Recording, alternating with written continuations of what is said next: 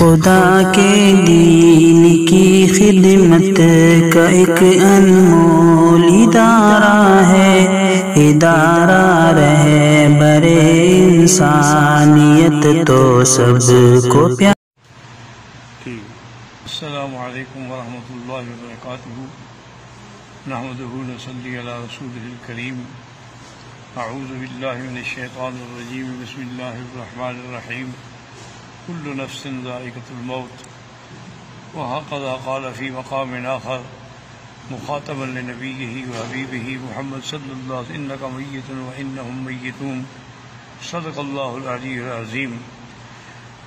اليوم آج ہمیں پتہ لگا حضرت مولانا ظفر علی خان رحمۃ اللہ علیہ جو ایک عالم بھی تھے، مجاہد بھی تھے، اور اللہ تعالیٰ کے دین کے لیے، اعلاء کلمت اللہ کے لیے انتہائی بہادری کے ساتھ سب کا مقابلہ کرتے تھے۔ تو کچھ عرصہ قبل تشریف لائے عمرے کے لیے، تو ان کی کرم نوازی تھی کہ وہ جب بھی آتے تھے تو مجھے ضرور ملاقات ہوتی تھی۔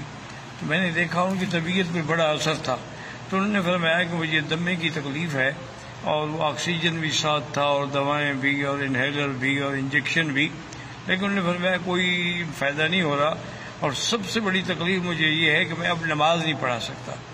تو میں نے ان کی خدمت میں عرض کیا کہ حضرت ایک دوائی مجھے انڈیا سے آتی ہے، ایک دوست بھیجتے ہیں، مجھے اس سے بڑا فائدہ ہوا ہے، تو انشاءاللہ میں ابھی آپ کو وہ دوائی بھیجوں گا، آپ استعمال فرمائیں۔ تو بہرحال میں نے ان کو دوائی بھیجی، بڑے خوش ہوئے اور بڑی دعائیں کیں، اور قاری لداد کی معرفت اپنی خوشی کا اظہار فرمایا کہ مجھے الحمدللہ اتنا فائدہ ہو گیا ہے کہ اب میں فجر کی نماز خود پڑھاتا ہوں۔ یہ ان کا ایک امتیاز تھا، ورنہ میں نے دیکھا ہے کہ مدارس میں جو بڑے علماء ہیں، جو محتمم ہیں یا شیخ الحدیث ہیں، وہ نماز نہیں پڑھاتے۔ یہ حضرت کا کمال تھا کہ ساری زندگی اپنے ادارے کی نماز خود پڑھاتے رہے۔ اللہ تبارک و تعالیٰ ان کے درجات بلند فرمائیں، اور اللہ تعالیٰ ان کو جنت الفردوس میں جگہ دیں۔ اللہم اغفرہ وارحمہ وتجاوز عنہ وادخلہ فی الفردوس الاعلی۔ اور یا الہ العالمین، ان کے متعلقین کو بھی صبر جمیل عطا فرما، کیونکہ اللہ تو نے فرمایا ہے کہ بشر الصابرین الذین اذا اصابتهم مصیبۃ قالوا انا للہ وانا الیہ راجعون اولئک علیہم صلوات من ربہم ورحمہ واولئک هم المہتدون۔